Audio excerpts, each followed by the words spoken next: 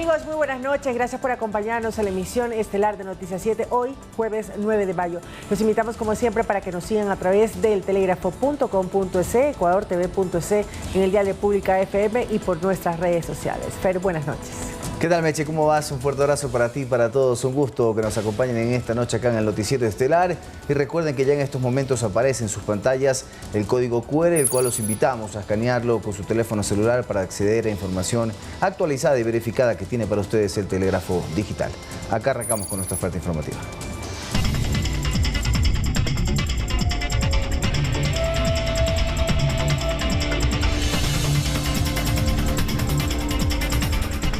...118 personas fueron aprehendidas tras la gran operación Cero Impunidad 1 desarrollada la madrugada de este jueves en 6 provincias del país. Además, se decomisó 1 tonelada de droga, armas, dinero en efectivo y un lanzagranadas. Este es el primer operativo de la nueva Fuerza de Intervención Anticriminal, FIAC, que se ejecutó en 6 provincias del país, así lo dio a conocer el comandante de la policía, César Zapata. Se han realizado en esta madrugada, conjuntamente con Fiscalía, 67 allanamientos. Estos allanamientos han sido especialmente aquí en la provincia de Manabí, Los Ríos y el Distrito Metropolitano de Guayaquil y Santa Elena. Han sido afectados a los grupos terroristas, especialmente a los choneros y a los lobos. En esta intervención, a la que se le denominó Gran Operación Cero Impunidad 1, participaron 276 uniformados y permitió la captura de 118 personas. Han sido aprehendidos en fragancia 107 personas. Se ha procedido a la detención, a dar cumplimiento a las órdenes de captura, 11 órdenes de captura de ciudadanos que estaba siendo requerido por la autoridad competente, especialmente por lo que es asesinatos, sustancias sujetas a fiscalización y por el tráfico de armas. Además, se aprehendieron 35 armas, 568 cartuchos de diferentes calibres, más de 1 tonelada de droga, 6 vehículos, 12 motos, 50 celulares y $3.888. Y llama la atención que dentro de este operativo se encontró un lanzagranadas Rockets. Que eso nos da cuenta de que hemos desarticulado una potencial actividad terrorista. Esta fuerza está conformada por varias unidades de inteligencia, entre las que están DINASED y antinarcóticos. El objetivo es mitigar las muertes violentas, que en su mayoría están motivadas por el narcotráfico, detalló el comandante Zapata. Nosotros tenemos indicadores muy importantes, una disminución del menos 29% de muertes violentas. Ha sido un trabajo muy bien coordinado, un trabajo que nos ha llevado a varias provincias y que hemos podido concluir en este momento con el resultado de aprehensiones, muchas de ellas aprehensiones en flagrancia. Finalmente informaron que esta nueva fuerza de intervención se enmarca en el Plan de Acción para la Contención de la Violencia y la Delincuencia 2.0. Olga Velasco, Noticias 7. Y les contamos que la policía logró la desarticulación de una célula del grupo terrorista Los Fatales, que sería una fracción de los choneros. Este grupo está acusado de cometer secuestro, sicariato, robo y otros delitos. Hasta el momento existen 3 detenidos, además de armas y mercadería incautada. El megaoperativo denominado Caso Emboscada se realizó la madrugada de este jueves 9 de mayo, simultáneamente en 3 provincias, una de ellas Guayas. Meses de investigaciones permitió dar con la ubicación de varias personas que pertenecerían al grupo terrorista Los Fatales, que es un brazo armado de los choneros.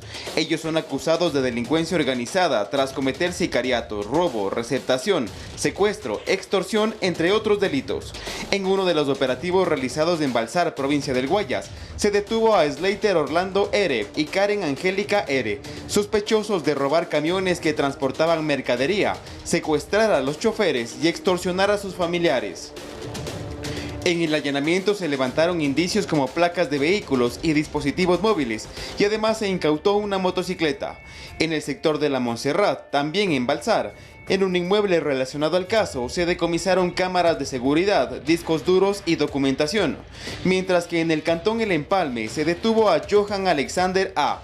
En su poder se hallaron dispositivos móviles y dinero en efectivo. También en El Empalme se incautó una camioneta y 2 celulares que fueron levantados como indicios que serán parte de las investigaciones. Recordemos que en días pasados la policía logró la detención de 10 personas, también miembros de Los Fatales, que se adueñaron de varias casas en Ciudad Victoria. En total, 13 casas fueron devueltas a sus dueños originales. El bloque de búsqueda ubica a José Adolfo Macías como fundador de Los Fatales. Recordemos que alias Fito se fugó de la regional de Guayaquil en enero de este año y se desconoce su paradero. Edison Saavedra, Noticias 7. Las muertes violentas se han reducido en un 29% durante los últimos 6 meses, según la Policía Nacional, es decir, 1.116 homicidios menos desde el mes de noviembre del 2023. Ante las altas cifras de muertes violentas registradas en el país, el gobierno central implementó varias acciones. Tras el decreto 110 y 111 emitidos el pasado mes de enero, se conformó el bloque de seguridad. Se creó también la Fuerza Investigativa contra la Extorsión, FICE, y la más reciente, la Fuerza Investigativa Anticriminal, FIAC. Todas estas para combatir las muertes violentas, las extorsiones y los secuestros. De manera, tenemos previsto realizar operativos conjuntos con personal táctico en los diferentes sectores. Pero ¿qué dicen las cifras? Según la Policía Nacional, se redujo en un 29% en los 6 últimos meses, pues entre junio y noviembre del 2023, en el anterior gobierno, se registraron 3.905 homicidios intencionales, cifra que se redujo a 2.789 entre noviembre del 2023 y mayo de este 2024. Según los datos de la institución policial, las provincias que concentran el 83% de estos delitos son Los Ríos, Manabí, Guayas, Esmeraldas y Santa Elena.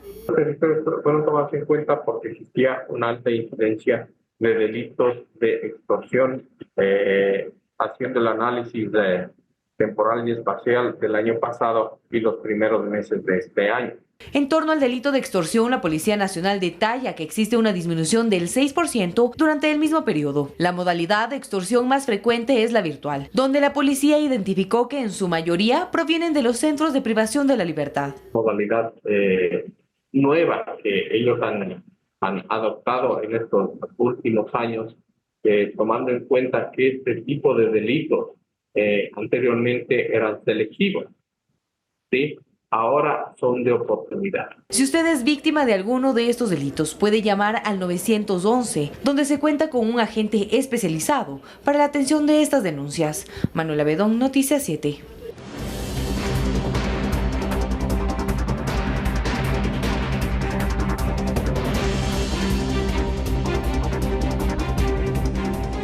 En otros temas, el presidente de la República, Daniel Noboa, dispuso la compensación del 50% del valor de la planilla de luz del mes de abril en todo el país. Esto se aplicará en el término de 20 días. El miércoles 8 de mayo, el presidente Daniel Noboa firmó el decreto 260 con el que dispuso al Ministerio de Energía que realice las acciones correspondientes para compensar a los ecuatorianos por los cortes de luz que afectaron al país en el mes de abril. Para la mayoría, obviamente en este caso media-baja, que formamos parte de la gran mayoría, sí es una gran ayuda, un gran aporte en general. En el artículo 1 del documento, el presidente Noboa decreta requerir al Ministerio de Energía y Minas que, conforme sus competencias, analice y ejecute las acciones necesarias para que el Estado otorgue una compensación equivalente a una rebaja del 50% a favor de los usuarios residenciales del servicio público de energía eléctrica en el país, como consecuencia de las suspensiones temporales en la provisión de dicho servicio público ocurridas en el mes de abril de 2024. Parece muy bien, por todos los inconvenientes que ha habido, ¿no?, de este tema del corte de luz. Hubo que hacer compras nuevas porque lo que se dañaba ya no se podía usar, tocaba botar. Entonces, me parece bien. En el mismo documento, en la disposición general señala, las entidades que conforman el sector eléctrico realizarán las gestiones necesarias para dar estricto cumplimiento a lo dispuesto en el presente decreto ejecutivo en el término de 20 días contados a partir de la fecha de suscripción del presente decreto ejecutivo. Esperemos que sea así, para que todo nos venga un beneficio para todos. De acuerdo con el documento, en 20 días hábiles, es decir, para junio, los montos de compensación serán trasladados a las empresas eléctricas del país. Miriam Zambrano, Noticias 7. El ministro de Energía encargado, Roberto Luque, acudió este jueves a la Comisión de Fiscalización de la Asamblea para detallar lo que se está ejecutando para superar la actual situación energética. Al ministro le preocupa los sedimentos que se acumulan en la fase de captación de la central Coca-Cola Sinclair, lo que provoca que esta central no opere con estabilidad en cuanto a la generación de energía. Fue la primera autoridad del sector en comparecer a la Comisión de Fiscalización de la Asamblea, que está encargada de indagar todo lo que se está ejecutando para que retorne la normalidad en la generación y transmisión de energía. Roberto Luque respondió preguntas de cada uno de los asambleístas que integran esta mesa parlamentaria. Como diagnóstico general, el ministro refirió que encontró retrasos en la aplicación del Plan Maestro de Electrificación, con funcionarios cuyo compromiso con el país dejó mucho que desear. La suma de acciones irresponsables y negligentes y la falta de celeridad en un problema que conocíamos desde diciembre impresiona y da resultados para sospechar. En lo que respecta al trabajo operativo para acabar con las desconexiones de luz, el ministro del ramo encargado dijo que se trabaja en varias aristas, entre ellas una posible importación de gas, buscar nuevas alternativas de generación y someter a mantenimiento ciertas centrales hidroeléctricas. Lo vamos a hacer en la medida en que podamos suplir el déficit a corto plazo, en las que resulten más rápido de ejecutar. Reconoció que la preocupación actual se centra en la fase de captación de la central Coca-Cola Sinclair. Los sedimentos que se acumulan son una amenaza para el funcionamiento de las turbinas de generación. Acá se duerme con un ojo abierto. Resulta que los sedimentos estaban pasándose del límite para que las turbinas no sufran daño. Entonces lo responsable en ese caso es cerrar. Y si es que eso pasaba a la hora pico, no había cómo cubrir esa demanda. Sobre la relación con Colombia, Luque fue tajante al revelar que el costo del kilovatio hora que nos vende el país vecino no depende de un acuerdo o peor de un regateo. Nosotros decimos de cuánto es el déficit y ellos dan su precio en base al precio de generación de la central de ellos. Ese día nosotros podemos decidir aceptar o no aceptar ese valor. A corto plazo, el Ministerio de Energía fomentará un repotenciamiento de la interconexión eléctrica con Perú y se analizará el costo de la tarifa por kilovatio hora que pagan las empresas mineras. Javier Ceballos, Noticias 7. Con la aprobación en la Asamblea de la Ley para la Prevención de la Violencia y Acoso Laboral, se entiende como acoso al irrespeto por parte del empleador a la desconexión digital por parte de sus trabajadores. Pero, ¿qué límites y atribuciones tiene esta disposición? La explicación en la siguiente nota. En el transcurso de estas horas se publicará en el registro oficial la Ley para prevenir la violencia y el acoso laboral, norma que fue aprobada por la Asamblea. La norma define la violencia y el acoso laboral como todo tipo de comportamiento y prácticas inaceptables, como amenazas, por ejemplo, que pueden llegar a considerarse como actos discriminatorios. La ley y su respectivo reglamento definirán normas para prevenir y sancionar casos de acoso sexual, discriminación, intimidación, violencia física, exposición a riesgos laborales, acoso psicológico, laboral y discriminación salarial. Y no es de extrañarse, pues, que vengan a decir que no se le puede exigir a los jefes inmediatos respeten las horas de descanso, de permisos, ya sea por temas familiares, por temas de salud o por otras índoles que obliga al servidor público a pedir un permiso. La Asamblea ratificó su posición de normar el irrespeto a la desconexión digital por parte del trabajador. Pero, ¿qué alcance tiene esta disposición? ¿Qué límites se imponen tanto para el empleador como para el trabajador? Lo que sucede es que el acoso es cuando es repetitivo, constante y continuo. Cuando el jefe tiene que llamarle a una persona porque tiene que asistir a una emergencia o cumplir con algún trabajo específico, eso no es acoso. La normativa encasilla también como acoso laboral, por ejemplo, el cambio de funciones sin autorización expresa y por escrito del trabajador, y se considerará violencia psicológica y patrimonial, la reducción de su remuneración. Usted sabe que la ley lo que busca es que beneficie al mayor número del universo de, en este caso, beneficiarios que es de los trabajadores del país y a través de los acuerdos ministeriales, lo que tiene que ver en este caso, la ministra del Trabajo podrá normar, regular para la plena aplicabilidad. Según esta disposición normativa, las conductas que se denuncien como violencia y acoso laboral serán valoradas por la autoridad de trabajo, según las circunstancias del caso y la gravedad de las conductas denunciadas, procurando evitar cualquier proceso de revictimización que atente al derecho a la presunción de inocencia, derecho al buen nombre y reputación de las personas. Javier Ceballos, Noticias 7.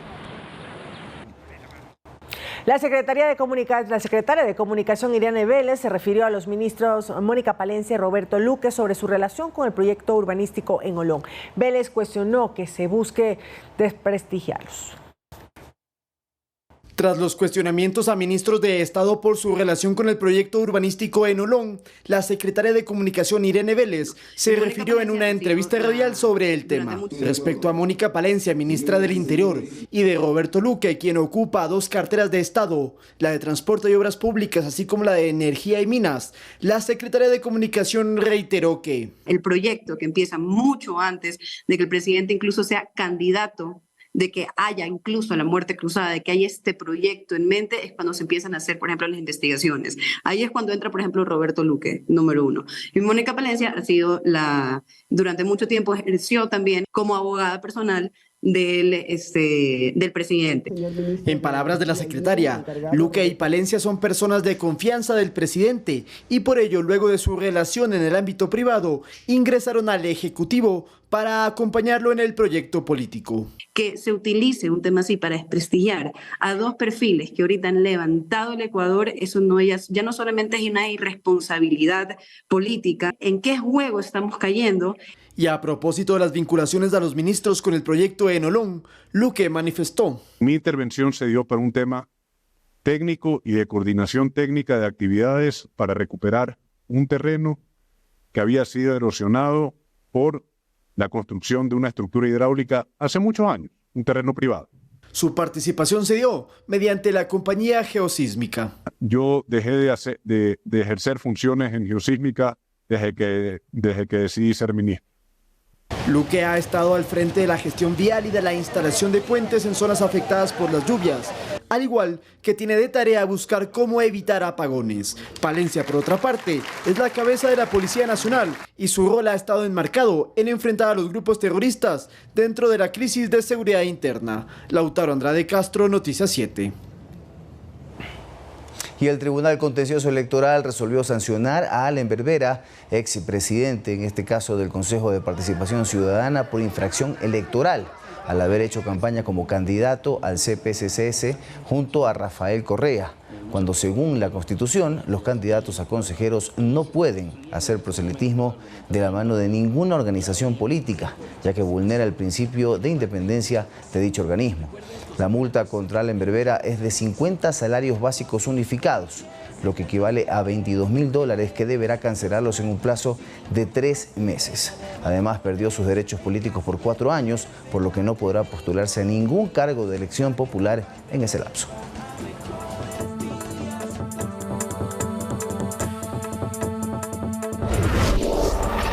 Y mucha atención, si usted desea realizar el cambio de domicilio electoral para las votaciones del 2025, lo podrá hacer hasta este sábado 11 de mayo, cuando termine el plazo para actualizar los datos en el CNE. 128.000 personas ya lo hicieron. Más información en la siguiente nota. Así son las filas para hacer el trámite presencial de cambio de domicilio en la sede del Consejo Nacional Electoral de Pichincha. La fila sí le digo que me demoré unos 40 minutos más o menos. ¿Y el trámite? Adentro 10, 15 minutos. Y es que aunque el trámite se puede hacer también en línea, los usuarios reportan inconvenientes. No deja, salen las preguntas y luego salen incorrectas. Entonces ya se queda ahí el sistema y no deja, y uno pierde tiempo. En línea no coge mucho, por lo que dice que los archivos son muy grandes.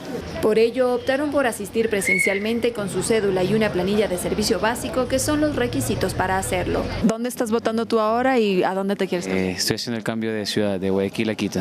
Yo hice el cambio de Quito para poder votar en Sacolquí. Pero si quiere hacer el trámite en línea, además de la cédula y la planilla de servicio básico, deberá incluir una fotografía del interesado portando su cédula. No hemos tomado la decisión de ampliar la fecha del cambio de domicilio, porque también tendríamos que cambiar la fecha del cierre del padrón y todos los procesos que eso conlleva. Desde el 12 de abril, cuando inició la campaña para el cambio de domicilio electoral, hasta este 8 de mayo, casi 128.000 personas han realizado el trámite según datos del CNE. Dentro del país aproximadamente 114.000 y fuera del país como 13.000 ciudadanos. Los ecuatorianos volveremos a las urnas el 9 de febrero de 2025 para elegir presidente y asambleístas. Y este sábado 11 de mayo termina el plazo para que usted pueda realizar el cambio de domicilio electoral. Miriam Zambrano, Noticias 7. El presidente de la República, Daniel Noboa, saldrá del país, según se informó en el decreto ejecutivo 248. El primer mandatario cumplirá una agenda oficial en Italia, España y Francia del 10 al 21 de mayo del presente año. En la comitiva oficial lo acompañarán el jefe de seguridad, la subsecretaria de despacho, la subsecretaria de protocolo y el director de logística en territorio. Al momento no se han dado más detalles del viaje presidencial.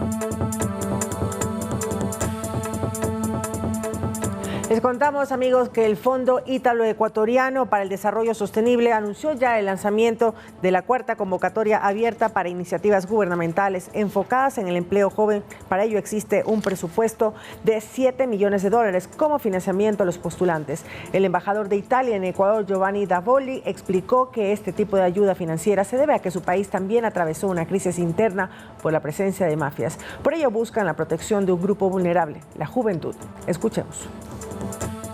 Italia está brindando todo el apoyo posible en el campo judiciario, en el campo jurídico, en el campo policial que Ecuador nos pide.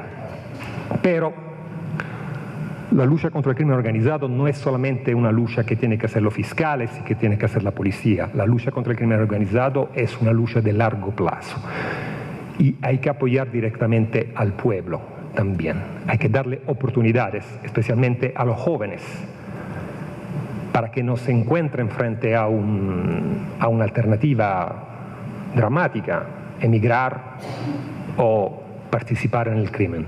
Se centrará en temas que contribuirán a los esfuerzos del Gobierno Nacional para fomentar de manera inclusiva y oportuna el empleo juvenil, medios de vida y la reactivación económica sostenible. Este enfoque priorizará, como acabo de mencionar, a los jóvenes en el Ecuador, especialmente aquellos que enfrentan condiciones de vulnerabilidad y que se encuentran en zonas con alto potencial migratorio. Y mediante decreto ejecutivo, el presidente Daniel Noboa creó un comité que se encargará de cumplir la voluntad popular registrada en las urnas el pasado 20 de agosto del 2023 respecto a que se retire progresivamente la actividad petrolera en el bloque 43 del Yasuní ITT. Veamos. En 2013 se planteó por primera vez que se le consultara a los ecuatorianos la no explotación de las 392 hectáreas de la zona intangible del Yasuní, donde se encuentran los campos Ispingo, Tiputine y Tambococha, que da nombre a la sigla ITT. Recién en 2023 la pregunta fue incluida en una consulta popular y el 20 de agosto de ese año, 5.5 millones de votantes, equivalentes al 58,95% del padrón, dijeron que sí. El crudo en esa zona debía quedarse bajo tierra. Pero los efectos no han sido inmediatos y este 8 de mayo del 2024, el presidente Daniel Noboa, mediante un decreto ejecutivo, dispuso la creación de un comité de ejecución de la voluntad popular. El documento oficial en su primer artículo establece la conformación de esta entidad para que cumpla el retiro progresivo y ordenado de toda la actividad relacionada a la extracción de petróleo en el bloque 43. Esto significa que habrá un monitoreo periódico por parte del comité, presidido por el Ministerio de Energía y Minas, y cuyas funciones son elaborar plan de acción para cumplir con la voluntad popular, convocar a representantes de entidades públicas o privadas relacionados con el Yasuní ITT para participar con voz pero sin voto, remitir el plan de acción a la Corte Constitucional, monitorear el avance de las acciones, entre otras. Y dicho plan de acción cuenta con un cronograma de labores. El comité estará integrado por el ministro o su delegado de las siguientes carteras de Estado: el Ministerio de Energía y Minas, el Ministerio de Ambiente, Agua y Transición Ecológica, el Ministerio de Economía y Finanzas, el Ministerio de la Mujer y Derechos Humanos y la máxima autoridad de Petroecuador. Las sesiones se efectuarán una vez al mes en el edificio del Ministerio de Energía y Minas, que fungirá como sede. Además, el decreto establece la creación de subcomités especializados que funcionarán como asesores técnicos. También se dispone que las carteras de Estado inmersas se encarguen de cumplir con el cuidado y la preservación de los pueblos indígenas que habitan esa zona. Ellos son los Tagaeri y Taromenani, quienes permanecen bajo el estatus de no contactados. Lautaro Andrade Castro, Noticias 7.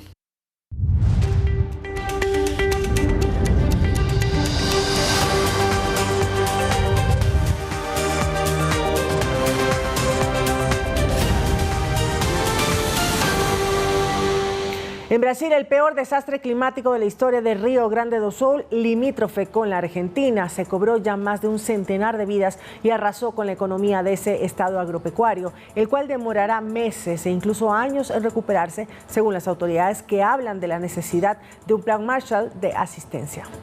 El año pasado fue escenario de 1.161 desastres naturales, más de 3 por día en promedio. Ese es un récord desde que comenzaron los registros en el 2011, según el Centro Nacional de Monitoreo y Alertas de Desastres Naturales, CEMADEN. En Río Grande do Sul, el balance probablemente será peor que en todo el 2023. El saldo preliminar de las inundaciones reporta 108 muertos y 130 desaparecidos hasta este jueves en la mañana. El número de damnificados y de pérdidas económicas aún son incalculables.